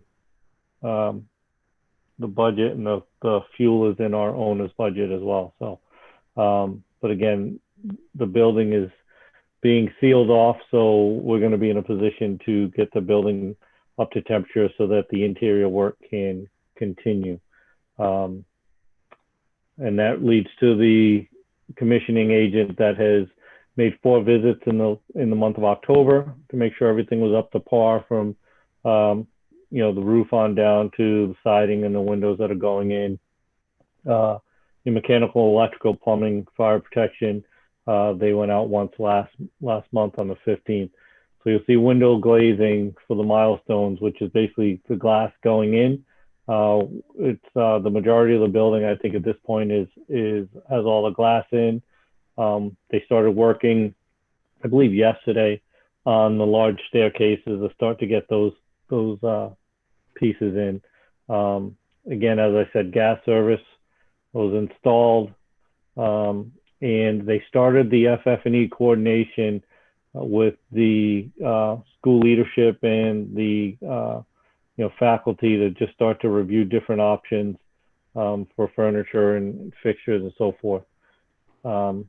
Rooftop units you'll see in the photos as I scroll down. Those were actually, they're up on the roof, and they should be cranked up and running in January. And then in February, we will begin millwork, casework, so your cabinetry and so forth. Essentially, we continue to be on schedule for the project. This goes over the contingencies, which are in the contract. You'll notice we're 87, almost 88% of our owner contingency, which would be for any changes that have to happen or that might pop up that weren't in the scope of work. Again, everything's in line. We're roughly, to kind of put these numbers against the project, we're roughly about anywhere from 34 to 37, let's say, percent completion on this project, and continue to be in good shape with the contingency portion of the budget. And in that, I'll scroll back up. You'll notice this last line here for the COVID. We're waiting on some more bills, but nothing unexpected there, knock on wood, and things continue to move along. We actually, as a side note, it's not in this report, but we did get a report on the number of days. Well, you see it here where it's 1,920 man hours per day. We are chugging along, and the job site did get either Department of Health or someone, a regulatory agency, did do an unannounced visit of the trades on site and for their COVID, basically applying or aligning with the COVID requirements, and they received a strong pass. Everybody's doing what they're supposed to do, and it shows in the way that the work continues to go. Some photos here. I'm going to try to zoom in. This is from the second story roof overlooking. You'll see to the left, you've got your track. Your light posts are up. There'll be another photo of this. And then this blue roof here, this is your halftime building, which is coming together. And then here to the right, you've got this little square here is your science greenhouse, which is coming along. That's on the south end of the building.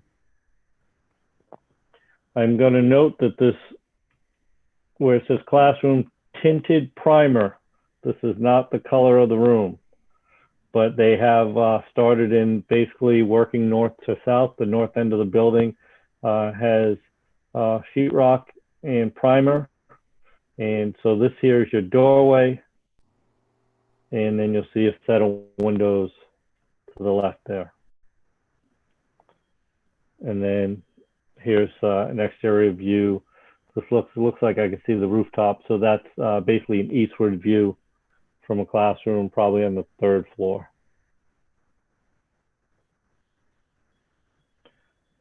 This here's your rooftop units. You can see those are like the size of a bus. Your electrical room. And then some exterior, again, west elevation. And you'll notice that you can see you've got, with the reflections here, you've got glass in these windows. These might be done by now. I haven't been over to the site. The east elevation, so the rear of the building, this is basically standing probably about the 30-yard line, maybe 20-yard line of the football field.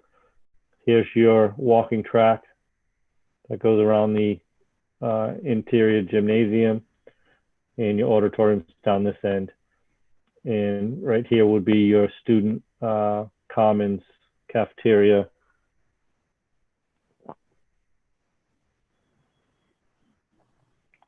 South elevation, again, this is the auditorium. And then your north elevation, this here that's wrapped would be the other side of your walking track going around the gymnasium. And as I said, so here's a good shot of that football field and the halftime building.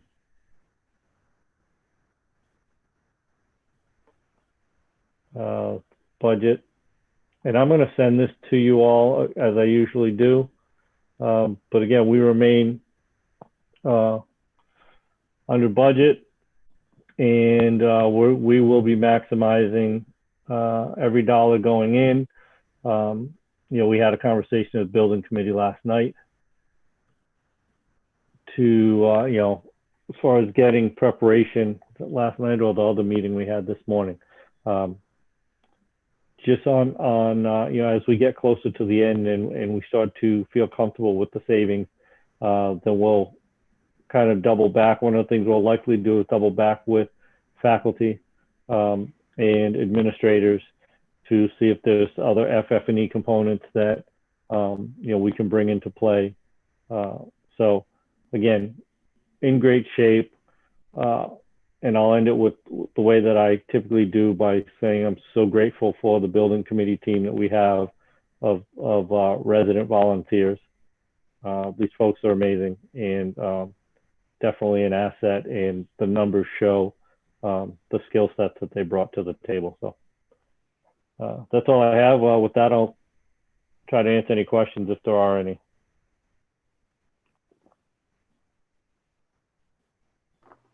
Any questions? Okay, thank you.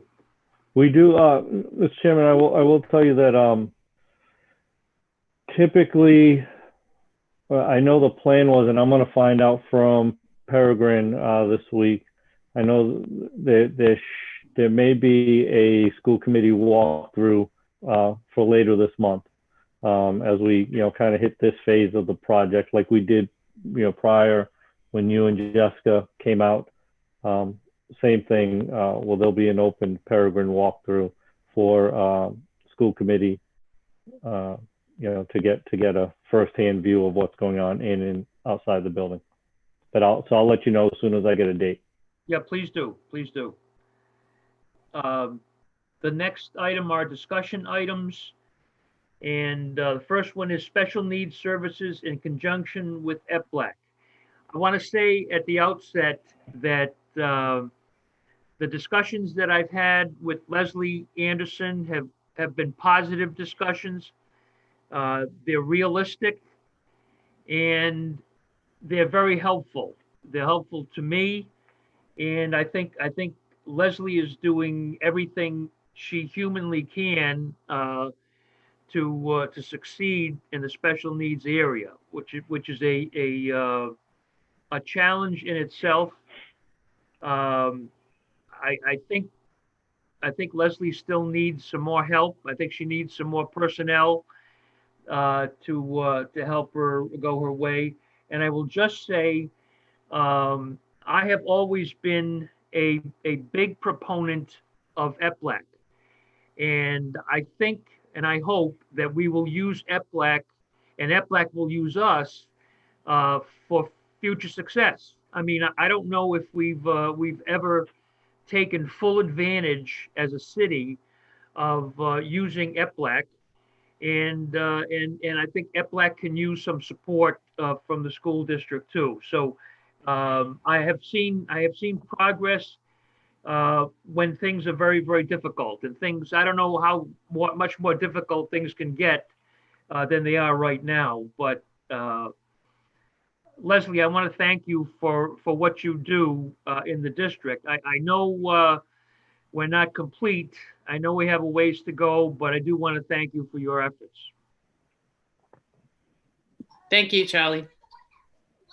And we will keep talking. I mean, the discussion will continue, but because we're not there yet, but I think we're trying to make progress, and it doesn't come easily. But and I do, and I know you appreciate EPLAC also, and what their network provides us. So I think we can really help each other going forward. Absolutely. Thank you. Anybody else want to say anything about that discussion item? I think, you know, Charlie, I think you hit key spot with key point with EPLAC, and I've had the opportunity of to work with some parents that have kind of come into some situations, and Leslie has been immediate in responding to each of the situations. But I always make it a point when I speak with these parents that they're often in these cases, maybe not new to the city, but the child new to the special education program or what have you. And I continually encourage each of those parents to engage with EPLAC, to get to know the group, to join the organization, and to utilize the resources, that just as a third objective party to assist them. I think it's invaluable, and I don't think we can advertise it enough with the families that have students in this segment of our population. So thank you as well, Leslie, for, again, most recently a couple of situations that you jumped right on. So thank you. Thank you.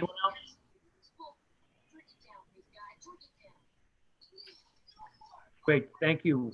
The next item, school improvement team's responsibilities. My intent here is just to ask one or two questions.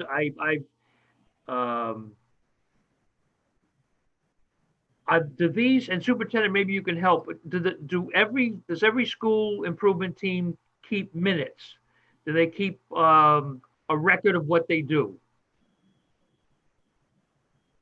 You're on mute. Kathy, you're muted. I'm not sure that they did last year, but we sent out a punch list to them concerning their meetings and to update their membership, and the fact that we wanted them to post their agendas on their school website, and also to take minutes, including the district sit team, of which Sharon attends, to take our minutes and post those minutes on the website as well. We asked them to also post a listing of their meetings on the website. Now, in conversation with some of the principals at the school, some of them have a subcommittee of the larger committee that work on several items. So although you might see a monthly meeting, there are subcommittee meetings that occur at some of the buildings, not all of the buildings, but in some of the buildings, they have subcommittees. I put in your packet a list of the meeting schedules. I put in the law and the parameters, which I sent out to all the principals as well. And of course, the updated school improvement team members for 2021, and along with their meeting schedules. So they should be posted, Mr. Chonas, on their school websites from now on, including the minutes. Okay, again, it's still relatively new, and we're still working our way through this. But I just wondered, as a parent at Orlo, can I just walk into a meeting? No, not right now. You can't. No. I do know that you told me that Tim Duffy was going to go to the Attorney General to ask if these committees are under the open meetings law. Well, he brought that up as a possibility. I don't know if it's a definite, but his question was, are the sit committees? Wasn't my question, but I thought it was something, how open are their meetings, and are they really subject to the open meetings law? Are they or are they not? We talked to Ben Scungio after you mentioned that. He said if Tim Duffy wanted to do that, we would abide by any decision that came from the Attorney General's office. But right now, no one is abiding that it's an open meeting for anybody to join at this present time. So we'll just watch and see what happens with that. Okay, those are my only questions. I know there are limits to how many people you can have on the school improvement teams. But I can envision other parents having their issues and wanting to have their issues heard also. But thank you. Catherine, is there a way, you had mentioned the minutes and stuff. I think it's important to note the attendance of these meetings. The attendance of, yes. So if you are on a sit team, it's a volunteer position. You're volunteering to help create a plan to make the school work better. That's what it is. You're there to make this school be the best it can be. And that's why you volunteered, because you're hoping you can bring something to the table. So I think that if you are continuously absent, then they need to fill that spot. And I think as a school committee member, according to the section 16-5.3-1-2 that you sent me, it's my responsibility to make sure that the school is being well represented. I thank you for sending this again, because every time I read it, I find something new. Right. The school committee has a job. Our job is to make sure that these committees are fair, that they're represented with ethnic, racial, and economic communities served by the school. So it's in community citizens and representatives. It's our job to make sure. So if you see one of these schools that do not look like they have proper representation, it's our job to make sure that it does. So at that point, we can appoint people. It says it right in this little thing. Yes, right. So that's why we put their name. And we have not done this. This school committee has not looked at this list and said, oh, wait, there's no special ed teacher on this committee. There's no community member on this sit team. I know I have, but I'm saying we as a group have not. And I think it's important for you guys to look at that list and say, okay.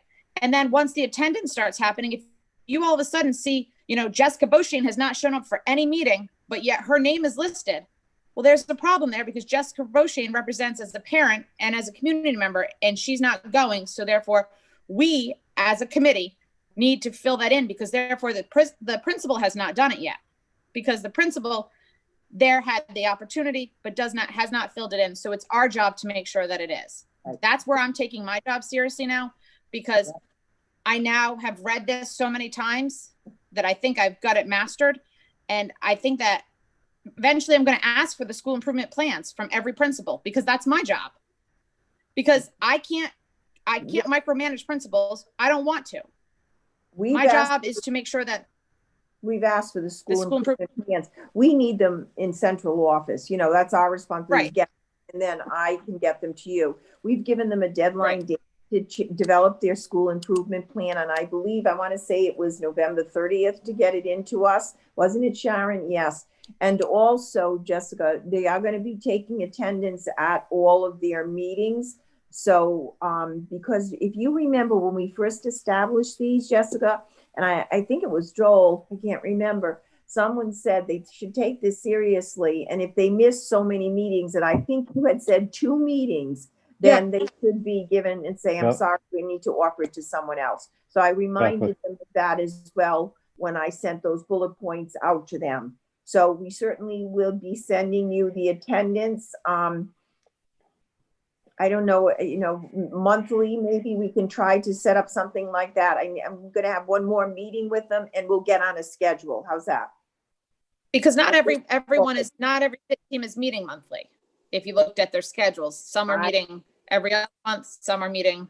No, I asked them to meet minimum once a month in those bullets that I have So sent. next school committee meeting, I am assuming then we'll have an updated list, because some of them were not every month. Yes. And there's just one more thing about this, and Charlie, thank you for putting this on tonight. I was unaware of this, but we as a school committee can establish our own school improvement team. I know the superintendent did. Yep. But we can. Yeah, you can. Because they said, and forgive me, but I thought that maybe a school improvement team of each member of the school improvement teams. So if you have one from Orlo that meets, one from White Neck, one from Martin, one from Riverside, and one person from all of those meet, then at least you know what the left hand and the right hand are doing. And So not how only does that, you, oh, go ahead. No, question, Jess, how does that differ or, you know, if you've got a district, if you have a district team and then we as a school committee create our own team, how do the two of them work together? Well, my seems like approach would have been, it seems like you might have like two different factions. right. That'll So end my up. would have been that's how the district would have made it. Instead of putting all administration on one team, I would have liked to have seen people from each school come together, and that's who would talk to Catherine and be like, okay, this is what's happening at Riverside. This is what's happening at Martin. This is the issues that we're having. This is what we see that could make it. I just see it as a different way. I've done a lot of research in this, and I just thought that would have been a different element to bring to the table, you know, than having all administrators and a couple. You're not talking about go ahead. I'm sorry, Kathy. It's not all administrators. This district SIT team consists of the directors, and then it's just a lot of parents and community members. I have quite a few parents on my district team, if you look at the names there, and community members. Because there are some district issues, they act as an advisory council, really, to bring forward. You can have a membership on each, you know, coming from each SIT team, someone, as it states in the law, but you don't have to have that as it states in the law. So, I just make sure that you're getting the information that you need to be getting. Then I think as a school committee, I think we're deserved to know the information too. And we have had no information about what's going on. Well, the information, the agenda would give you the information of the topics they're discussing. The minutes would give you some information. I don't know. And I'm just saying, I'll tell you what I'm saying about it. If you have a school, that looks like it needs more personnel. Yeah. I would have liked to have known that prior to us doing the budget. Is that fair enough to say, Craig? Would that have been, Joel? I mean, is anyone on board with me? Like, if a school is saying this isn't working, we need more personnel, or we need less personnel, and I don't need this person, but I think we need a reading specialist because that's the principal's choice. I don't need this math coach. If I can work something out, trade up. I would have liked to have known that stuff before we did our budget this year. No, wait. That's principal has an empowerment if you read that law. But when it comes to finances, it comes to my level, finances, and then it goes to your level, finances. So just because they want more staff doesn't mean they can have more staff. It is a financial decision in many instances related to that. Finances are still on central offices' rights and responsibilities.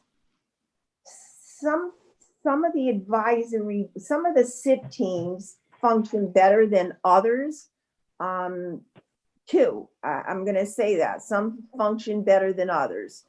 Last year, remember, we said was a trial year. So they did do some discussion on budget, I believe, when they met with us, right, Craig? When the principals met with us. I think they did discuss budgets at that particular time. So, you know, they discuss things that are particular to their schools, Jessica, because Hennessy's might be very different than Myron J. Francis. They might be very different than Waddington, some of the issues that they're facing. You know, so there's that occurs within the school improvement teams, and the principal is the leader, and there's differences there as well in how they run their particular meetings. So can I add something, Kathy? Yeah, go ahead. So the school improvement team sets goals. They set goals just like the district strategic plan has specific goals. So tonight you heard me speak about a goal of equity within the district strategic plan. So because the superintendent has made me responsible, and whoever I put together as a group to help me address that particular goal, not that it can't be everybody throughout the district, then that's the focus. There are action steps, and part of what happens in a school improvement plan is you set goals, and oftentimes there are goals around academics. There are goals around, just for example, goals around family engagement. There are goals around how much percentage of students you want to see that may meet meet or exceed standards. There may be a goal around facilities. So the focus isn't just that you come with a particular issue. You come and certainly talk about the issues as they pertain to the goals. That's not to say that the goals in the school improvement plan can't change, but the focus of that school improvement plan is you've pulled together this team that has looked at data, looked at the needs of the schools, whether those are personnel, financial, academic, health and safety, facilities. And together, this group of body provides input around how the school is going to progress towards those goals. That's why there's a constant reviewing of the goals, so that sometimes plans are made around 2 years or looking out 5 years. And the team comes together to see if the goals need to be tweaked, changed, improved, if targets need to be increased. So it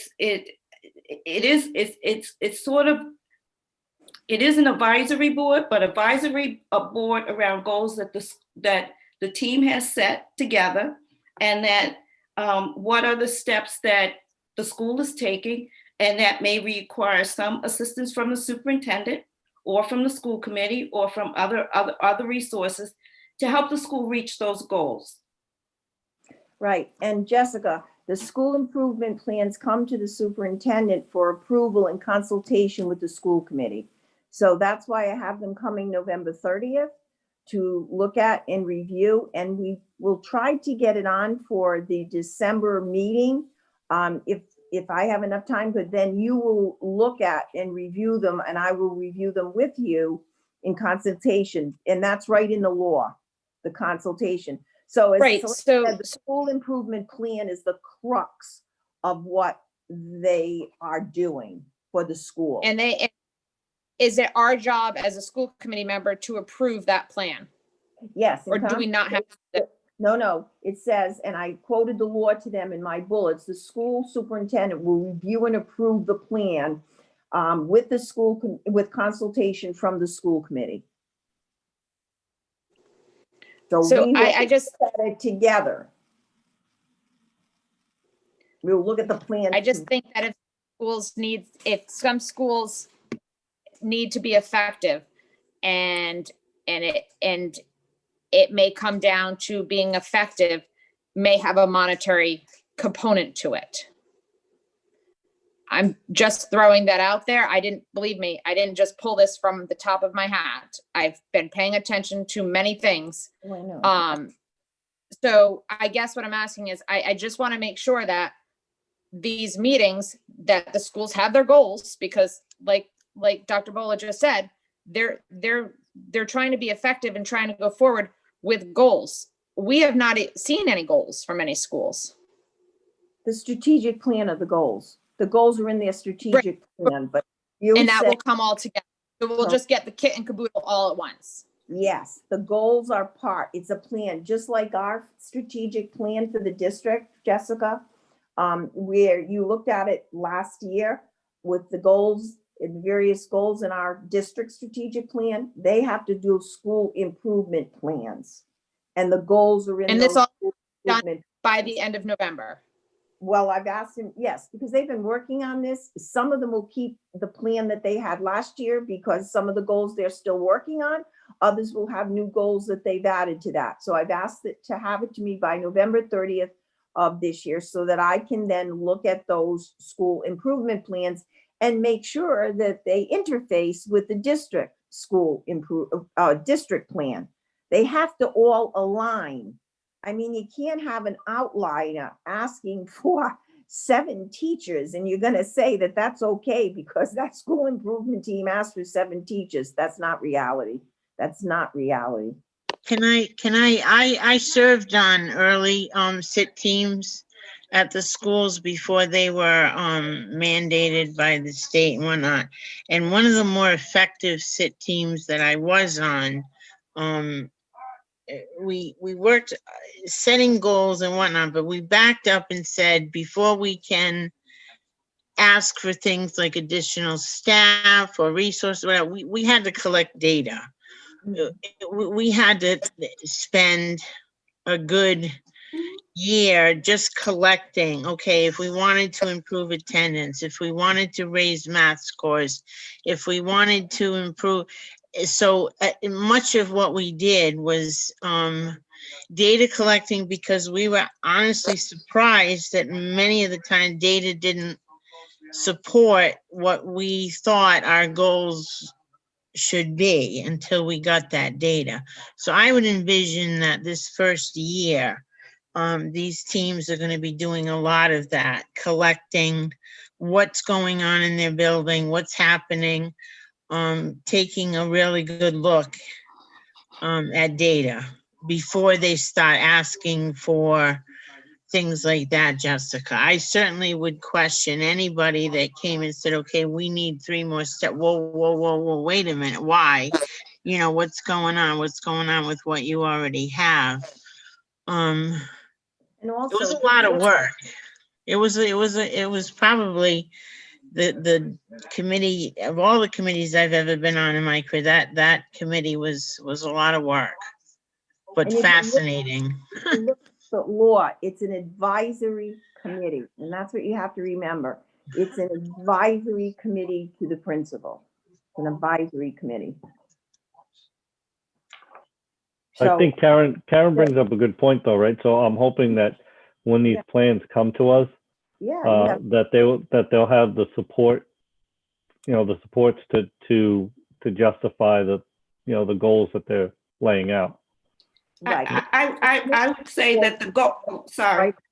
They may not have all the data right away, Joel, but they will be collecting it over the course of the year. Yes.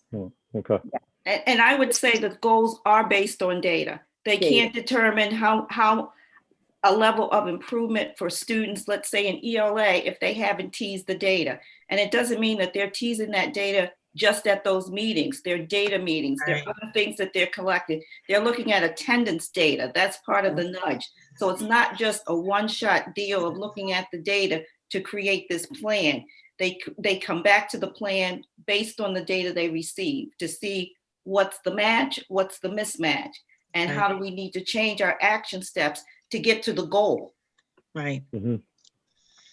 Yeah, it's a great, I mean, the committee is, and before you can advise, I think teachers, by nature, sometimes we want to skip the minutia and get to the end, and that's backwards. You have to be able to support what you think your goals are. You have to really tear the numbers apart and look at what's happening.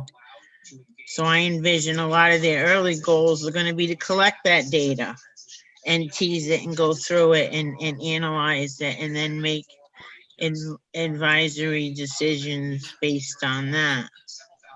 And Jessica, when I looked at membership in some of them, I had to send the membership back because it clearly states, for example, a parent. It can't be a parent who's a teacher in the district and be on the committee as a parent, okay? They can be on as a dean if that's their job in their school. They're on as, as a dean or whatever, but they can't be the parent representative on the committee. And we did have that happen last year. Again, last year was that it was a trial year for this process, which began in earnest with principal empowerment this year. So you can look at the committee members that you have in front of you. Now, some still have to add people to theirs, but by November 30th, that should all be completed. And I hope to have the school improvement plans too. If not December, then definitely January. I think we all want the school improvement teams to succeed, but obviously it's going to take a lot of work for that to happen on everybody's part to make it successful. The next item, donation to schools by Mr. Ferreira. I would ask for a motion to table that item and also the last item, item 9 in the action items. Since Mr. Ferreira is not here, I would ask that we table those 2 items.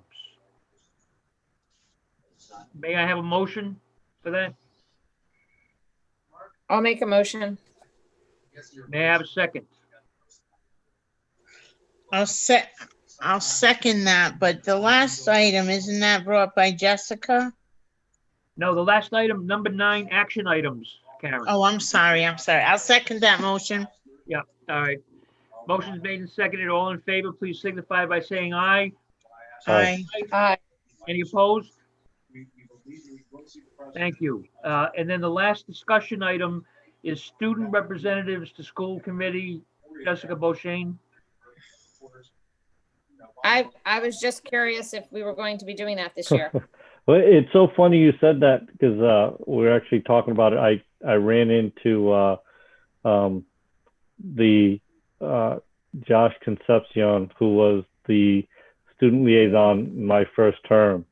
And it just kind of like struck. I was like, geez, with COVID and everything, right? We kind of have gone away from that. So I would ask with the committee's agreement on that. I don't think we need an action on this, but maybe superintendent can speak with Principal Gibbons, and if they can maybe we can get a high school student back engaged in these meetings, even though they're virtual. They're more capable than we are with doing this format. And then I guess if and when we do anything live, obviously student choice on that participation, but I think we absolutely need to get back to that. So thanks for. I think it's Richard Silver heads the student council. I think he's head, so I'll have Toby get in touch with him. I as well as and this is just my take on this. I would love to have a student representative that could bring something to the table. They don't have to necessarily just tell us what's going on at the high school, but I would love to get somebody who would love to have any kind of conversation that we may have something on the agenda that they may be interested in. Granted, it is their school district. I feel as though it would be great to hear, if there was something up there. I don't expect them to stay up until midnight some nights with us, but if there was something, especially since we're on Zoom right now, I mean, it's not like anybody has to go anywhere. If there was something that they felt like they could add to the table instead of just giving us an update of what's going on at the high school, I would love to. And if we want to maybe get a representative from a school, if there was somebody else that was interested. There's a lot that we don't know what's going on in the schools because of COVID, unless you're on their social media page, you don't really know what's going on with all the schools right now. And I think it's important that we stay ahead of it and stay involved with it. So Jess, what if it was, basically, they would do their report like they always did, but also bring a discussion item for us to discuss, I think that would be right. I like that. Not just, I think it's just, I'd love to hear their take on stuff. I think that they bring a lot to the table, these kids. Yeah, no, that's a great idea. Okay. I'll have that conversation with Toby Gibbons and see what we can do. And Richard Silva. Anything else? Okay, shall we move on to the action items? First item is consider and vote to approve the bill list. What's the committee's pleasure?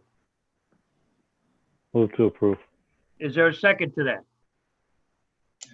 I'll second that. Motion made and seconded. All in favor, please signify by saying aye. Aye. Aye. Aye. Motion carries. Number 2 is consider and vote to approve the face mask policy second read. Move to approve. Is there a second to that? I'll second that. Motion made and seconded. All in favor, please signify by saying aye. Aye. Aye. Any opposed?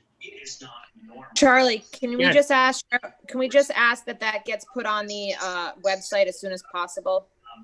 And make sure that the principals are aware of that policy? Yes, Thank you.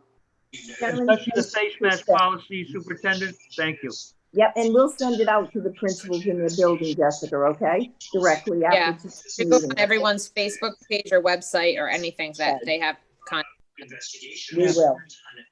Number 3, consider and vote to approve crowdfunding policy, second read. Move to approve. Is there a second? I'll second that.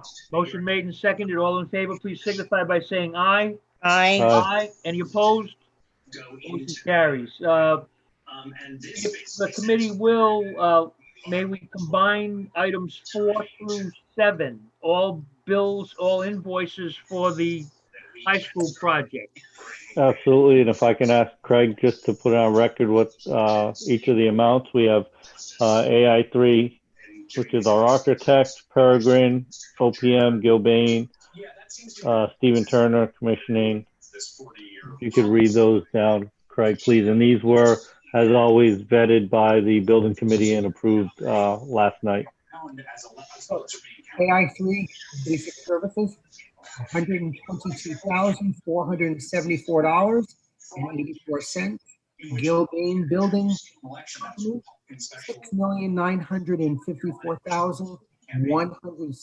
$6,954,160.45. Peregrine Group LLC, $59,000.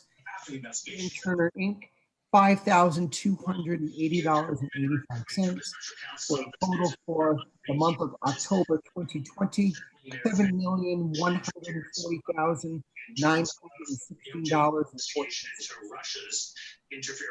Thank you, Craig. And I'll move to approve. I'll second that. Okay, and the motion is made to approve items 4 through 7, seconded by Karen Olivera. All in favor, please signify by saying aye. Aye. Aye. Any opposed? The motion carries. Item 8, consider and vote to approve the high school assistant principal's contract. What is the committee's pleasure? I move to approve. There's a motion to approve, Ms. Olivera. I'll second that. Seconded by Mr. Montero. All in favor, please signify by saying aye. Aye. Aye. Any opposed?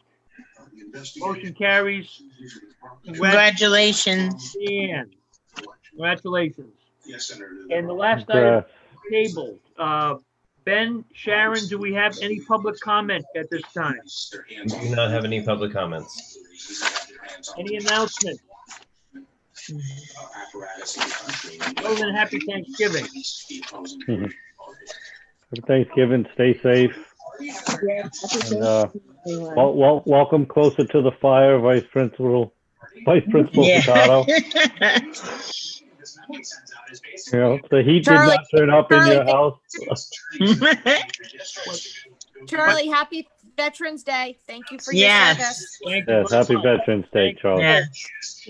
I want to thank all the veterans for their service. We stand on their shoulders. We stand. Absolutely. We don't have freedom if we don't have veterans. Absolutely. All Anything right. else? Thank you. Move to adjourn. Motion to adjourn. Is there a I'll second that. Seconded by Ms. Olivera. All in favor, please signify by saying aye. Aye. Aye. Any opposed? Meeting's Stay adjourned. safe, everyone. Thank you, Jess. Good night. Again, congratulations, Leanne.